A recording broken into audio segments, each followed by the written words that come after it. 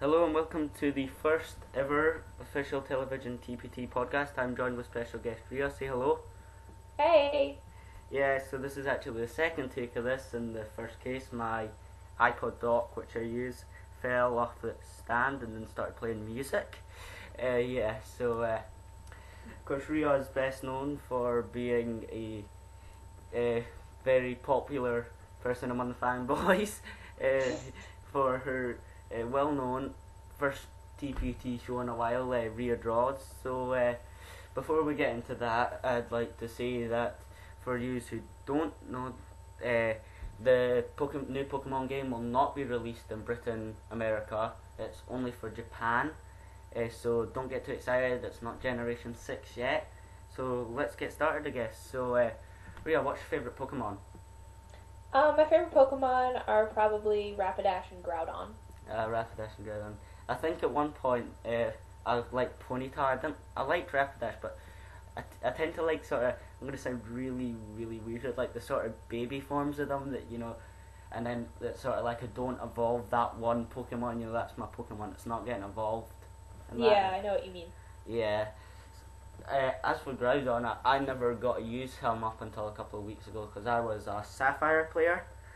Yes. Mm-hmm. For my first birthday, yes. Yeah, I got a DS for my first birthday.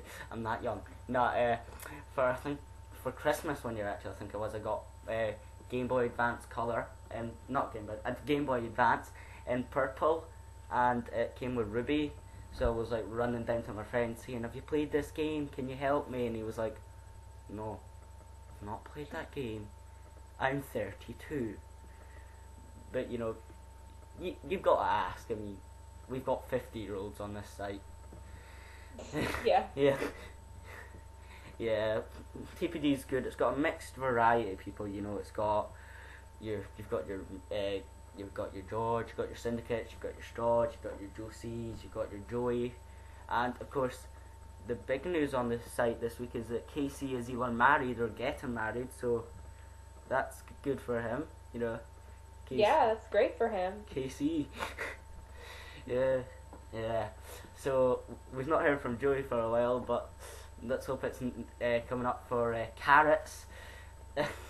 Yeah, original podcast. So, speaking of podcasts, how did you find out about TPT? Well, shortly after I just got my first iPod, I was doing a search on iTunes for Vodcast, and it came up as a suggestion, and I just clicked on it and listened to it, and I fell in love with it. Yeah, it is one of these things that gets you hooked with all the sort of adult PG humour.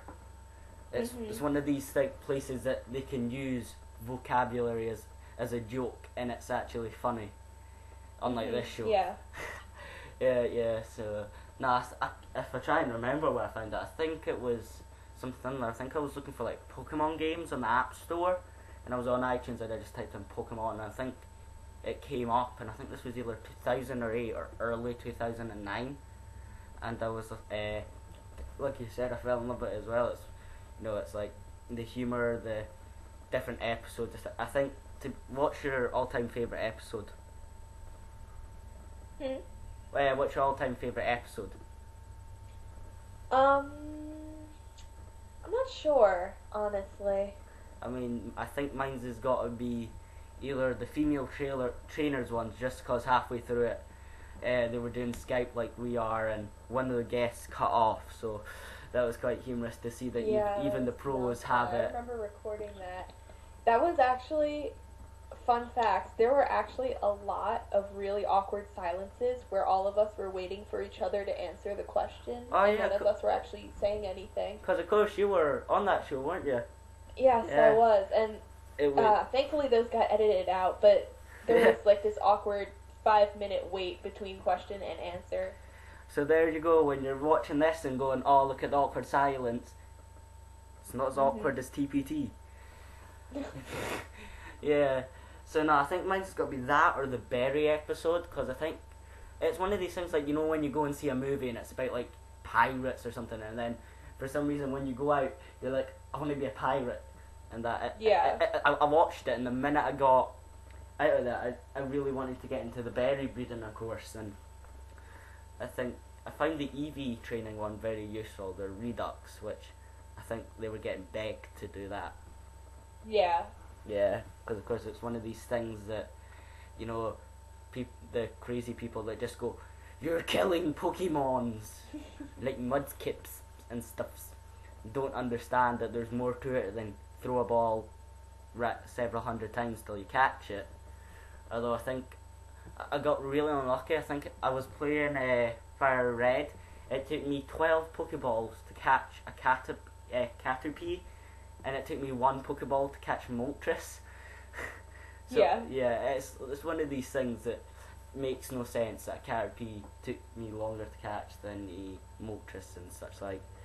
But I've got to ask you, it's one of those luck moments. What is your favourite generation? I'd have to say Johto. Johto, yeah. Second generation, yeah. I think that's everybody's favourites. Yeah, a lot of people like that. Yeah. That one and the first one.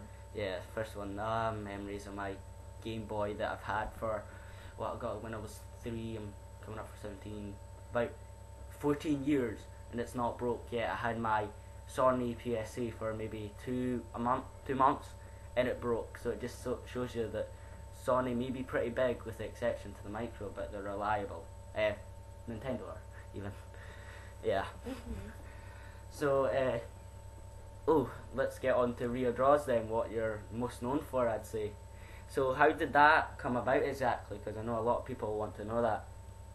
Well, one night I was really, really bored, and I was on Facebook talking to a few of my friends, and it popped up in my newsfeed that someone that I knew was watching a live cast from Ustream, and I thought, hey, I could do that.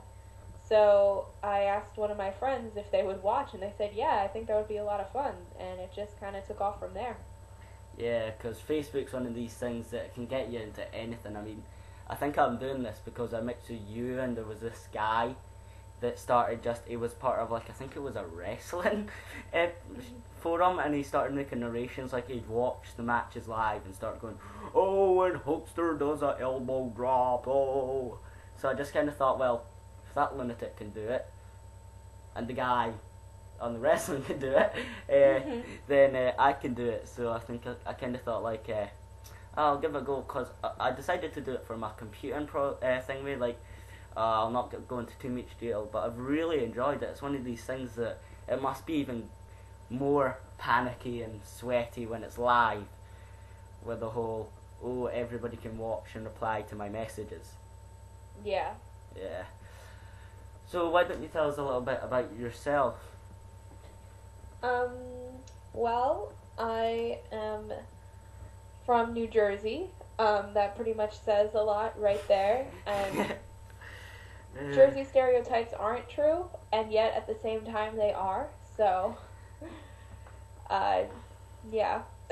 Yeah, I mean, being Welsh, I get a lot of "Oi mate, is there a sheep in your car?" The old Welsh sheep stereotypes, when, to be fair, there's Aberdeen in Scotland, where I'm living in Edinburgh just now in Scotland, it is the only place where the population of sheep number of people.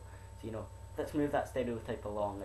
It's nippy, but it's funny at the same time to see people going like, "You're from New Jersey, don't hurt me," or "You're Welsh, hi." Mm-hmm. Yeah. Yeah. Because what you joined TPT about 2007-8, didn't you? So. Yeah, it was actually the first week of 2008. Yeah, so you must have seen a lot of the highs and a lot of the lows.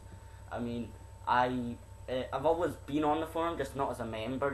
I just always thought, I'll get bored of it, and then I end up joining at a time when there's not a lot happening, but I'm still not bored of it. So, I seem to recall people such as Philly getting banned and then making new accounts, and I just thought it was quite humorous, actually. Yeah. Yeah.